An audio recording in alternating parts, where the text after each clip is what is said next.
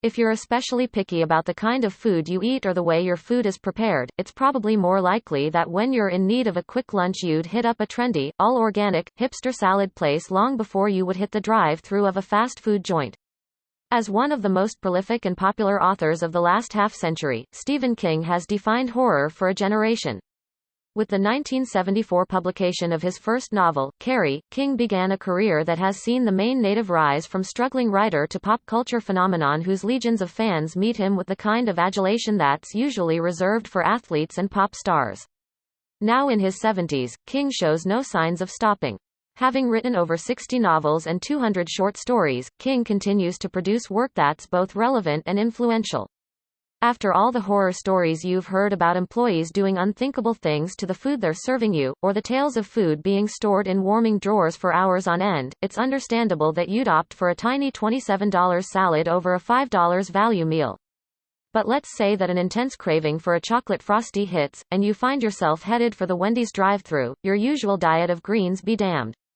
What should you order to eat with that frosty, and is the frosty even a safe bet? When it comes to what not to order, we're not just talking about high calorie count here. We combed Reddit to find the worst offenders on the Wendy's menu, from sketchy food preparation practices to gross revelations about the cleanliness of equipment. A true icon in an ever-changing entertainment landscape, his enduring popularity is rare for any celebrity and virtually unheard of for a novelist. At the core of King's success as a storyteller is his uncanny ability to channel the essence of ordinary life into extraordinary circumstances. As always, you should take the tea that these alleged current and former employees spill on Reddit with a grain of salt, but here's what those who say they're in the know recommend strongly against ordering at Wendy's. Fries. If you want 'em fresh when it comes to fast food French fries, you might not consider Wendy's to be the cream of the crop. They are competing with McDonald's, after all, who happen to have the very best fries on the face of the earth. This, combined with an uncomplicated prose style, has made him the horror genre's answer to Bruce Springsteen. But regardless of whether or not Wendy's take top honors, French fries are still an essential part of any fast food meal, and you'd be remiss not to order them to go alongside your Baconator. Or would you? You know that hack that's been floating around the internet for years, the one that suggests that for the freshest fries you ask for no salt? Well, according to one Redditor, unsalted fries were just old fries thrown back in the fryer for 30 seconds to get the salt off. Another Redditor suggests that skipping the whole pretense of no salt and just flat out asking for fresh fries is also pointless, saying, "My fiancé used to work at Wendy's and would tell me about how it was super common practice when people asked for fresh fries to just take the fries already in the warmer and put them in the fryer again just long enough to heat them back up." Apparently the saying amongst Wendy's employees about the fries is true, they aren't old until they're sold. Fish sandwich. You won't find the fish sandwich on the Wendy's menu year-round, but it does pop up seasonally, and you're likely to find it during Lent. Whereas McDonald's famous filet-o-fish is made with pollock, the Wendy's offering is made with North Pacific cod. Popular and populist, Stephen King is a blue-collar boogeyman who delivers frights of the people and for the people. Nevertheless, King's rise to the top of the literary heap has been anything but easy. While some prefer the classic Mickey D's version, others pick Wendy's as tops. The question is, should you order it? If you take it from these two in the know Redditors, the answer is no. One employee dished, "I work at Wendy's and I will say that the worst thing to get is the fish."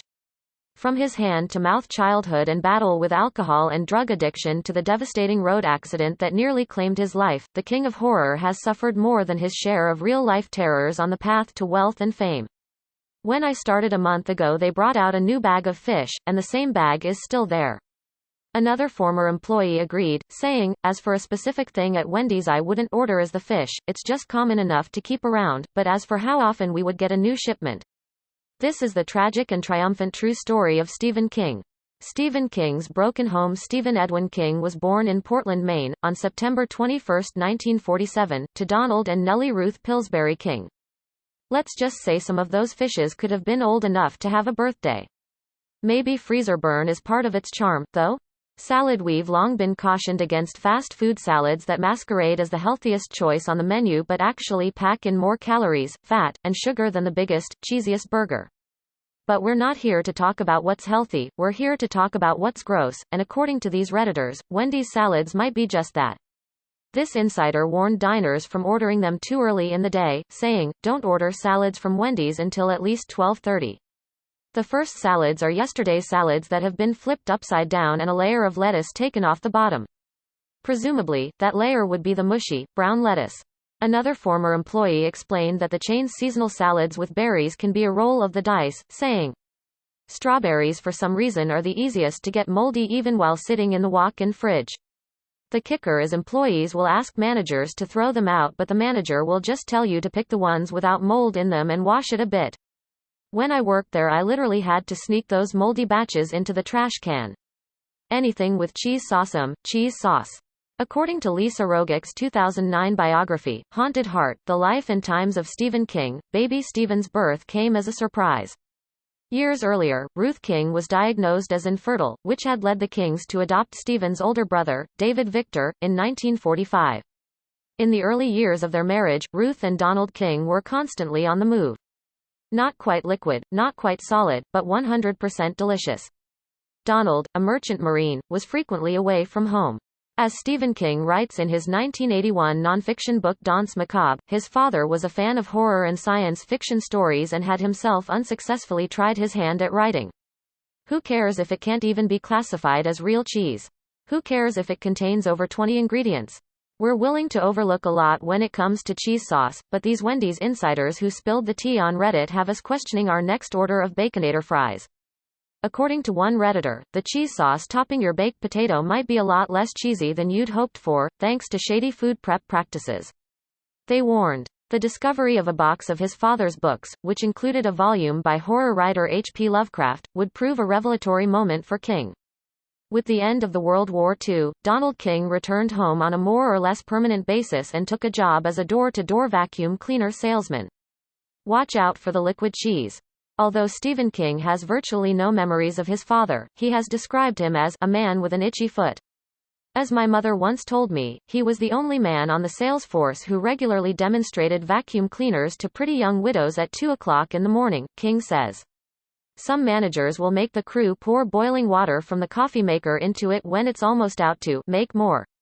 Others caution that it is usually lumpy or has a nasty skin over the top, and honestly, if there's one thing cheese sauce is supposed to be, it's smooth. When the author was only 2 years old, his father left to get a pack of cigarettes and never returned.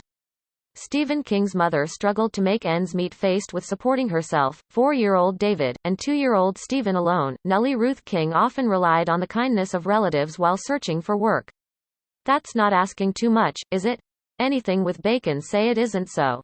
Constantly on the move in the 9 years after Donald King's untimely departure, Ruth King, she preferred to be called by her middle name, and her sons found themselves living in Chicago, Fort Wayne, Indiana, Malden, Massachusetts, and West Des Peres, Wisconsin.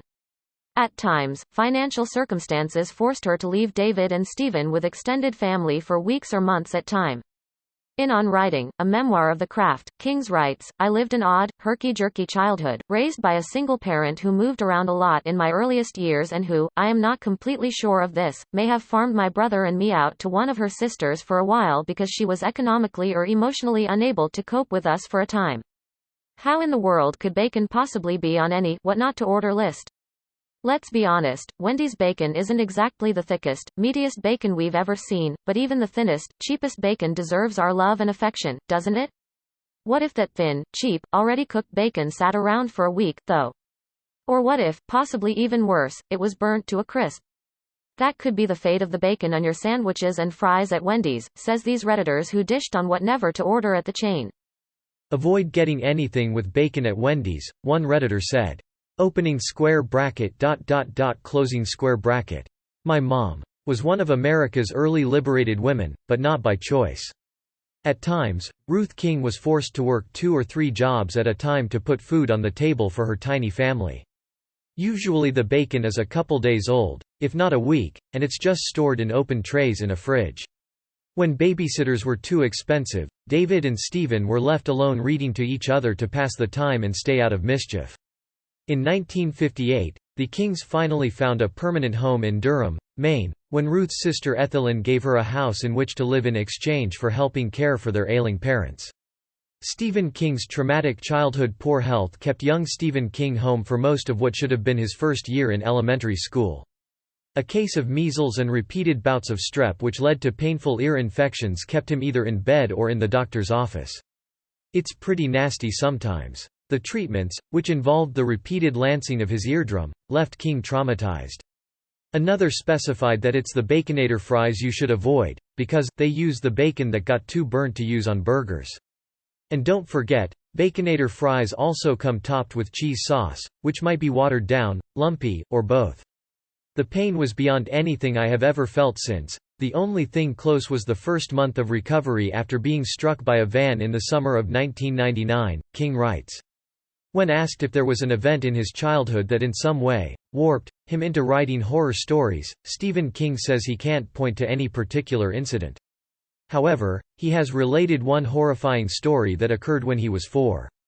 Yum. Chili. No, severed digits are actually not the reason Wendy's insiders say to avoid the chili. That was a hoax, in case you hadn't heard. And really, if you go into it expecting fingers and don't get them, you're already ahead, right? But while you might not have to worry about body parts, Wendy's employees still have a lot to say about the chain's chili, in particular, the method in which it's made. In Danse Macabre, King states, according to Mom, I had gone off to play at a neighbor's house, a house that was near a railroad line. About an hour after I left, I came back, she said, as white as a ghost. In Reddit threads asking employees what not to order from their fast food joints, Wendy's chili dominates the conversation. Here's a fairly typical example, Wendy's chili. I would not speak for the rest of the day. It turned out that the kid I had been playing with had been run over by a freight train while playing on or crossing the tracks. My mom never knew if I had been near him when it happened. Although King claims to have no memory of the incident, novelist and psychiatrist Janet Jepson told him, "You've been writing about it ever since." Poverty haunted Stephen King. Although Stephen King earned a partial scholarship to New Jersey's Drew University, his slim finances kept him in his home state after high school. Instead, he followed his older brother David to the University of Maine at Orono. In college at the height of the Vietnam War, King was active in campus protests and wrote a column for the campus newspaper called, King's Garbage Truck. In his freshman year, he made his first professional sale to startling mystery stories. The short story, titled, The Glass Floor, earned the struggling student a windfall of $35. To supplement the weekly stipend of $5 his mother sent him, King took a job in the school's library. There, he met the woman who would become his wife, a history major and aspiring poet named Tabitha Spruce. He really was literally the poorest college student I've ever met in my life, Tabitha King told Biography in 2000. It's made from dried up, leftover hamburger meat. It sits in bags of its own grease in the freezer for God knows how long, until it's pulled out and boiled. He was wearing cut-off gum rubbers because he couldn't afford shoes. In 1970, the couple had a child, a daughter named Naomi. After graduation, King and Spruce married and moved to a trailer in Herman, Maine. Then it's mixed with giant cans of beans and tomatoes that smell like vomit, and boiled again for hours. While he unsuccessfully searched for a teaching position, King took on a succession of low-paying jobs to make ends meet. Whatever wasn't used at the end of the night was poured back into vats and stored in the walk-in until it would be reheated in the morning. And another standard claim, Wendy's chili is made with the old leftover unserved burger meat. After it's sat in the plastic bins under a heater, sometimes for hours, all day, it's chopped up and soaked in water. The struggling author pumped gas and worked in an industrial laundry. Often depressed, King felt that all he had done with his education was replicate his mother's life. The death of Stephen King's mother is detailed in his book on writing, a memoir of the craft. A sickly 6-year-old King spent the better part of a year in bed. To pass the time, King read everything he could get his hands on, from classics to comic books. While convalescing, he made his first tentative steps at composing his own tales. King writes, imitation preceded creation. I would copy Combat Casey comics word for word. Sometimes adding my own descriptions. The budding author eventually worked up the courage to show one of his hybrid creations to his mother. Ruth King was impressed with her son's effort, but when asked if he made the story up on his own, Stephen sheepishly admitted that he had copied it. Then packaged up in large plastic bags and stored in the freezer till used. Wendy's chili, delicious. Maybe. Admonishing him that he should write his own story, an even better story, Ruth King set her son the path to becoming an author. Sadly, Nellie Ruth King would not see her son's rise to fame as one of the most popular authors of all time. Questionable cooking procedures? Also maybe. Chili. For another reason, whether or not you're on board with the practice of using burger rejects in chili, one thing's for sure. If you're lactose intolerant, or have a milk allergy, Wendy's chili is not the dish for you. According to a Wendy's employee, a new procedure was just implemented to put a slice of cheese on the patty immediately after it comes off the grill. On December 18, 1973, just months before the publication of Carrie, she lost a long and tortuous battle with cancer. We are told to scrape as much cheese off as possible and to still use it as chili meat. The circumstances of his mother's death would have a profound effect on Stephen King, and in 1978, he would publish the short story, The Woman in the Room. Told from the perspective of a man who euthanizes his dying mother, King wrote the story as a way of dealing with the complicated emotions he had regarding his mother's illness. Stephen King's first bestseller nearly wound up in the trash. Stephen King's life would change forever in 1974 with the publication of Carrie. However, the groundbreaking horror novel that launched his career might never have seen the light of day had not a perceptive Tabitha King rescued it from the wastebasket. The elements of Carrie, the story of an ostracized teen girl who wreaks bloody vengeance on her high school tormentors with her newly discovered psychokinetic powers, came to King in bits and pieces over a number of years before he finally sat down to write it. If you're lactose intolerant or have a dairy allergy, please do not order the chili now. It turns out this isn't just one location doing some sketchy cheese scraping. Sure enough, if you check the allergens for Wendy's chili, you'll find milk listed. The company explained the change in their cooking procedure, saying, "Wendy's hamburgers have always served as the meat base for chili. For quite some time, Wendy's has included a may contain milk statement on its allergen information related to chili because hamburgers are cooked on the same grill as, and may come in contact with, ingredients containing milk such as cheese." The recent changes to cooking procedures for hamburgers introduces meat with some cheese directly into the chili. Frosty. In a perfect world, there would be two things on the Wendy's menu that employees across the country can agree is on the do order list: the Frosty and the French fries. Because really, is there any better fast food treat than salty fries dipped in a chocolate Frosty? Unfortunately, we already know that fries are on the maybe don't order list for being less than fresh, but now the Frosty. If what these Redditors say is true, it's best to avoid your former favorite frozen treat. Says one Redditor, never order Frosties at Wendy's. A King details in on writing, after furiously typing out 3 single-spaced pages, the frustrated would-be author felt he just couldn't get a handle on the narrative. Uncomfortable with writing from the perspective of Carrie's mostly female characters, King gave up and tossed the manuscript in the trash. Fortunately for King, his sharp-eyed wife retrieved the discarded manuscript, smoothed the crumpled pages out, and read them. Most employees don't care to properly clean out the Frosty machine correctly. Explaining that he was really onto something, Tabitha told him that she could help with the teen girl perspective. Carrie found a publisher in Doubleday, and King received a modest but much appreciated advance of $2,500 that allowed the struggling family to buy a new car. The leftover Frosty is poured into buckets and left in the fridge overnight. However, the best was yet to come. Sometimes they're even too lazy to wrap the top of the bucket, leaving it wide open for anything to get in. We pour the leftover Frosty from the buckets back in the machine at open. Another former worker put it simply, saying, the Frosty machine was rarely ever cleaned. Cue the inconsolable sobbing. Ketchup. When you're dining in We Get It, you're trying to be environmentally conscious by not requesting those individual plastic packets that are no doubt clogging up landfills. But unless you've actually lifted the lid of the ketchup dispenser in the dining room to verify its cleanliness, you might want to think twice about pumping from it. That's according to this former employee, who said, worked at Wendy's when in high school. On Mother's Day 1973, King found out that the paperback rights for his first novel had sold for the astonishing sum of $400,000, of which he was guaranteed half.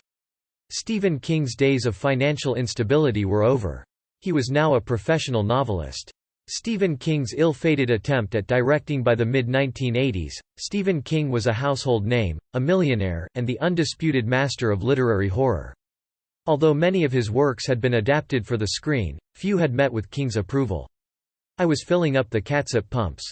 The catsup comes in gallon or so plastic bags and you just take the lid off the pump, and squeeze this whole gallon of catsup in there. A Stephen King novel was money in the bank, but a film based on a Stephen King novel was a consistently dodgy proposition. King, a lifelong fan of cinema, finally got his chance to step behind the camera in 1986 thanks to Italian movie mogul Dino De Laurentiis. The store manager walks by and goes, "Here's a tip whenever you eat out, never get catsup from this pump. They don't get cleaned." Opening square bracket closing square bracket. So yeah, the inside of the catsup pump may look like a reverse catsup volcano. According to Film, King and De Laurentiis had hit it off during the production of the film Cat's Eye, an anthology of 3 short stories. Old, petrified catsup on the outside borders of the bin, and probably inside the pump nozzle, was slightly less gross, hard layers a little further in, and eventually mushy and red enough to make it through the pump, into your little Porto catsup container.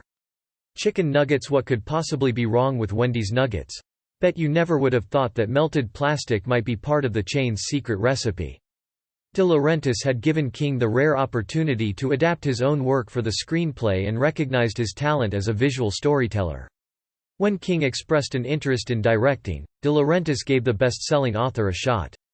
Unfortunately, King's directorial debut would prove disastrous. But it turns out that depending on which location you hit, it just might be.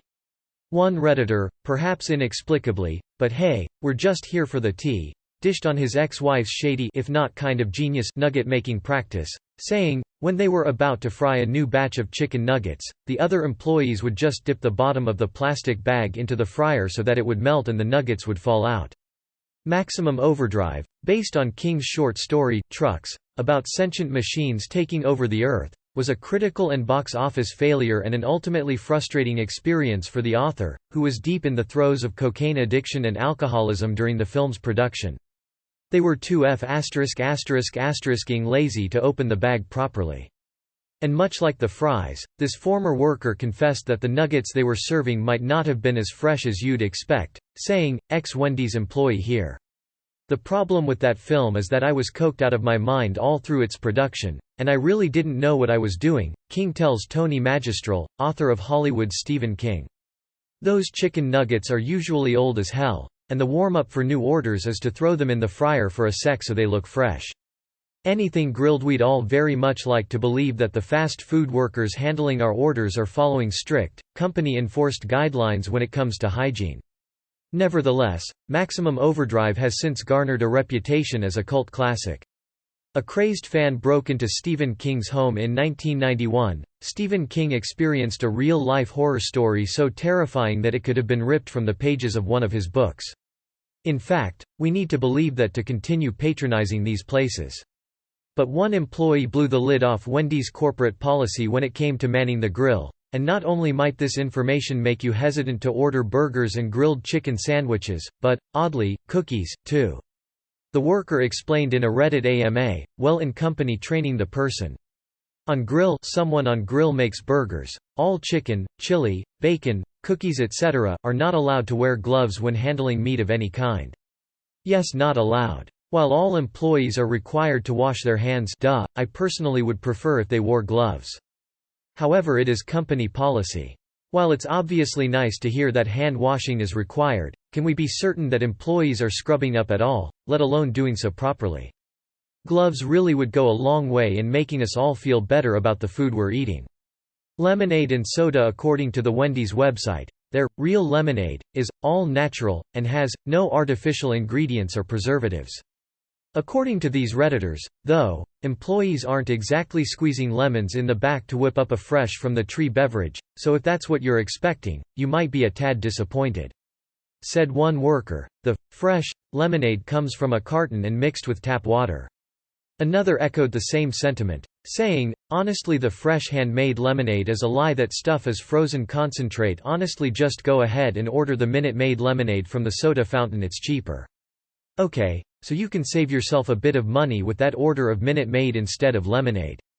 On the morning of Saturday, April 20, 1991, King's wife, Tabitha, discovered 26-year-old Eric Keene of San Antonio, Texas, in their stately Victorian home in Bangor, Maine. Good tip, right? Maybe not. Keene was carrying a backpack which he claimed contained a bomb. Misses because when it comes to the soda machines, one Redditor warned against those, too, saying, King was alone in the house at the time and fled to a neighbor's home to call the police. When authorities arrived, they discovered Keane in the King's attic brandishing what appeared to be a homemade detonator. Soda fountain nozzles were just put in a bucket of water for a few minutes.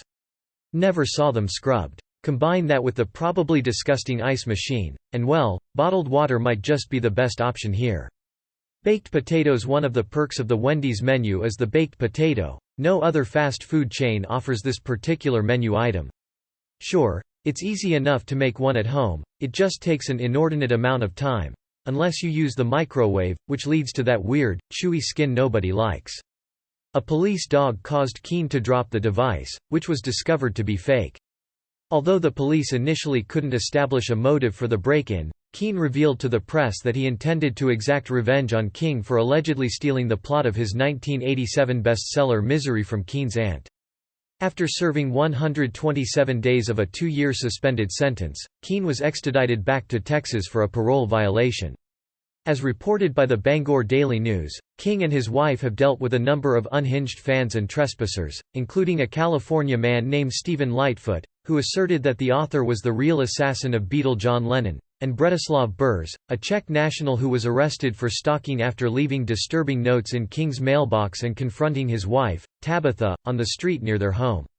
Stephen King faces his demons in On Writing, a memoir of the craft. Stephen King writes that he took his first drink at age 18 on a high school trip to New York and Washington, D.C. That's precisely the appeal of the Wendy's baked potato, you don't have to do it yourself. Plus, the chain promises that they cook them from a raw state, in an oven, wrapped in foil, baked for an hour, just like you would at home. But one former employee warns that they might not always be freshly oven-baked, saying, if you come during at the end of a lunch or dinner rush and you order a baked potato, there's a decent chance you're getting a microwave potato. If the turnover isn't high, the freshness could still be questionable, as this former Wendy's manager explained. If you order a baked potato, and see that it is a translucent brown color, don't eat it. Hell, after a certain time frame, don't order them at all. As is the case with most first-time drinkers, he overdid it and wound up violently ill. Still, alcohol became a regular habit from that moment on. Alcoholics build defenses like the Dutch build dikes, King writes. They take over an hour to bake, and then they are supposed to sit in a heat drawer for only one more hour. I spent the first 12 years or so of my married life assuring myself that I just like to drink. However, when Maine enacted a returnable bottle law in the early 1980s, seeing the sheer number of empties in his recycling made King realize he had a problem. I used to find potatoes that were absolutely squishy from sitting in the bin all day. One more sketchy piece of intel. Another former employee says the potatoes in their store were stored on the ground and mopped around every day. Yet, he wouldn't be able to address it for several more years. By 1985, King had added an addiction to cocaine to his drinking problem. While on the drug, he would stay up late with his pulse racing dangerously as he wrote. At last, King's wife staged an intervention. Gathering friends and family, Tabitha King confronted the author with his substance abuse and delivered an ultimatum: get clean or get out. Wisely, King chose rehab and has been clean and sober since the late 1980s. An accident nearly cost Stephen King his life on the afternoon of Saturday, June 19, 1999. Stephen King was taking his daily walk along a secluded country road near his home in North Lovell, Maine. While walking against traffic on Route 5, King was struck by a light blue minivan driven by 43-year-old former construction worker Brian Smith. According to The Guardian, Smith had taken his eyes off the road while trying to get control of one of his dogs that was rummaging through his beer cooler. Hurled over the van, King struck his head on the windshield and landed in a ditch 14 feet away from the point of impact. Smith assumed he had struck a deer until he noticed King's bloody glasses on his front seat. King suffered a concussion, a shattered hip and pelvis, broken ribs, a punctured lung, and a fractured thigh bone. Had he not quickly pivoted to the left as the van bore down him, he very well could have been killed on impact. School shootings led Stephen King to pull a book from print. Stephen King's 1977 novel Rage, written under the pseudonym Richard Bachman, has a long and unfortunate connection to school violence. The story of a disturbed high school student who takes a classroom hostage at gunpoint, King has described Rage, written in 1965 while the author was still in high school, as a book of unpleasant truths. Rage has been connected to incidents going back to at least 1988, and King decided to have the book removed from circulation. In his 2013 essay, Guns, written in the wake of the Sandy Hook Elementary School shootings, King elaborates that although he doesn't believe the novel is the sole cause of the incidents, it may have acted as a possible accelerant. I pulled it because in my judgment it might be hurting people, and that made it the responsible thing to do, King writes. Ironically, Rage has become a collector's item. Since being pulled from print, first editions regularly sell for exorbitant sums. Stephen King's waning eyesight severely nearsighted since childhood, Stephen King has worn what he describes as Coke bottle glasses for most of his life. However, in a 1998 interview with CBS, 60 Minutes, King revealed a much more serious threat to his eyesight than his lifelong myopia. "I do have a retinal problem. It's called macular degeneration," King told correspondent Leslie Stahl. "Blindness is the ultimate result, but right now, I'm fine. I just don't see very well." Related to aging, macular degeneration is the leading cause of vision loss and affects more than 10 million Americans. The progressive condition affects the central portion of the retina, causing a loss of vision in the center of the eye while leaving peripheral vision largely unaffected. "That's the part one want to keep as a man and as a writer, what I see out of the corners," King jokes. However, the writer has since revealed on his official website that, while he does have a genetic predisposition to the condition, he, as yet, isn't experiencing symptoms.